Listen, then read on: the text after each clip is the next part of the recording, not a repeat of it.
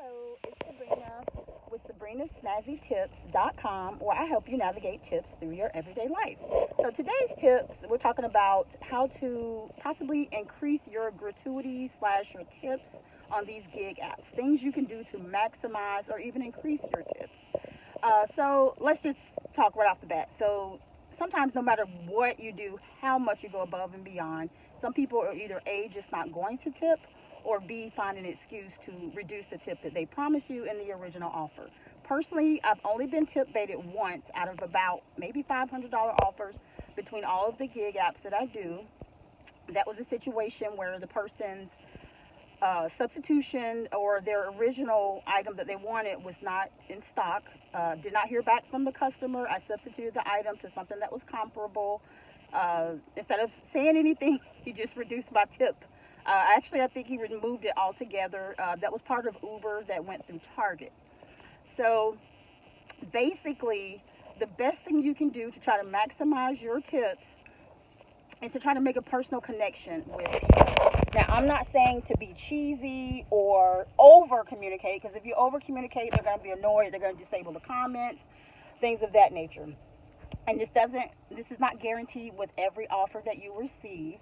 Mostly the type of orders that I do get an increase in gratuities are the shop and deliver, where you shop for a customer and you deliver their item, be it DoorDash shop and deliver, Uber Eats, or ship directly. I love to do ship. I love to do Target shops. I feel that they're so easy. Target, we have an average size Target, even though it's referred to as a super Target, where they have the grocery side of it. It's still a nice size. It's not as big and overwhelming as I believe that Walmart is. Having said that, one time, for example, at the end of one of my Target shops through Shipt, the lady did not communicate with me the whole time. Luckily, all of her items were in stock. And when I dropped off her groceries to her doorstep, I heard a dog barking. It didn't bother me. I went back to my car. So the only response I received from her throughout the whole shop was at the end, and she said, "Sorry for the barking dogs." And my reply was, "That's okay. I have two dogs myself." The original offer that she gave me, I think, oh, that's what it was. That one was not, I take it back. That one was not an increase. However, a lot of times, as you know from doing these gig apps, especially for experienced gig, delivery drivers, whether they do food and delivery and other things, a lot of times when you don't hear from the people, you're not getting a tip at all.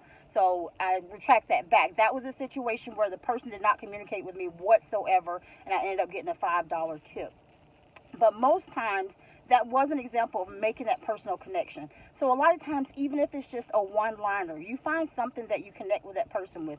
Even if you're making substitutions for that person and you personalize it. Like one time, a lady was making an order for some shirts, and she kept substituting. Nothing was in stock. So I threw out an example, and I says, "Well, I have a teenage son, and he likes blah, blah, blah."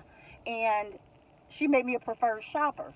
So it's little things that you can do to go, you don't want to over communicate again. If somebody's not communicating with you, don't push the issue just to try to be annoying, or because it is annoying when you're, I think a lot of times these customers order so much that they know what the intro chat looks like, and that's another thing too. Try to personalize your introduction. Those intro chats that you receive when you do shop and delivers, those are just suggestions. You can personalize it yourself. So I think a lot of times these people are just like, okay, I've seen one delivery driver, I've seen another, what makes you different?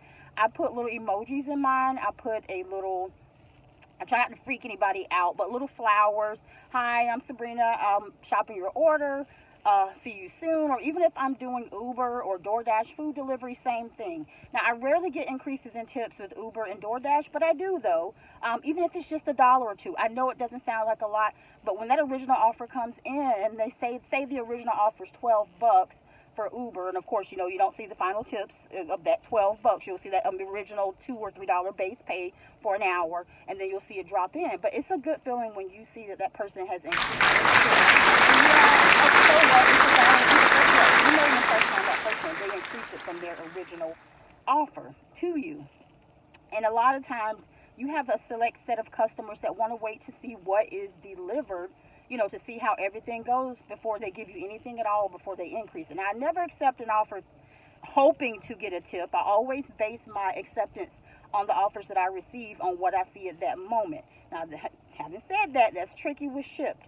Shipt, that, you do mostly target orders from, sometimes supermarkets. You don't see the tip until after. So a lot of times you do have to take that in the blind. The average base is $6. At least it's $6 in my market. So that's the $6 is a base pay. I always try to take offers that are close by. My nearest Target is only 3 miles away. I can sit at home and wait to see what the offers look like. Don't let the zip codes fool you. A lot of times I try to go to these zip codes where I know the houses are bougie, beautiful, big, you name it. The most gorgeous houses you've ever seen, something you see in a magazine. Half of those I don't get tips, or I get very small tips. But again, to maximize your tips, personalize things. Send little notes. If you have a customer that's not responding to you and there's substitution issues, ultimately it's probably best just to refund it to the person. A lot of times they may not even be receiving your communication, because in a lot of these stores and stuff, the Wi-Fi could be glitchy, things are delayed, things of that nature. So I find it best to just go ahead and refund the item unless they already put in the app that they have preferred substitutions. That makes it so much easier. But if you have a customer that's not responding to you at all, a lot of times it's best just to refund that. And then when you get to their house, add a little note to their order that says, "Hi, I tried to reach you." Yes, you can put it in the app, but obviously if they're not responding to you in the app, they're probably not reading it anyway. So a lot of times I'll bring little sticky notes with me just to have handy to say, "Hey, I tried to reach out to you to substitute this item, however, XYZ." A lot of times that little one or two personal touch goes a long way. Is it going to happen with every offer? Of course not. But a lot of times, you know what? Guess what? That $2 to $4 extra is a lot more than corporate that the gig apps themselves offer for peak pay. A lot of times these gig app offers, they'll send you, meaning if you go out during peak times, they may offer you an extra $1.50 per order. What is that? That's barely helping with gas. So a lot of times the best impression that you can make is upon the customers that you do this delivery for, that you provide this service for. And a lot of times, again, you're not being cheesy. You're just going the extra mile. You're just giving that little extra wow factor. And down below, I will put a link to my website if you want to go check out my website. Also,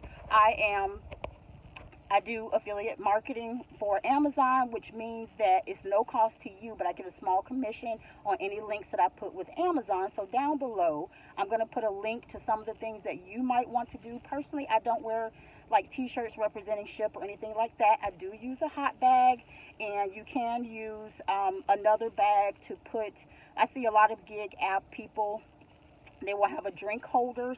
You can order drink holders if you don't want the paper ones, the flimsy paper ones that come in the store, and they also put it inside of an extra insulated bag to keep the drinks from rolling all over your cars. Nothing worse than a drink falling when you turn the corner and that kind of thing. So I'll put links to hot bags.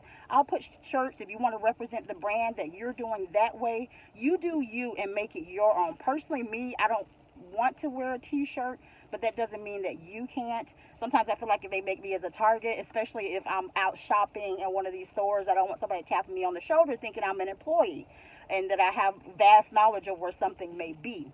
However, I'm going to link that down below for you for some helpful things that may help you make your gig app, your gig journey a lot more successful and increase your tips.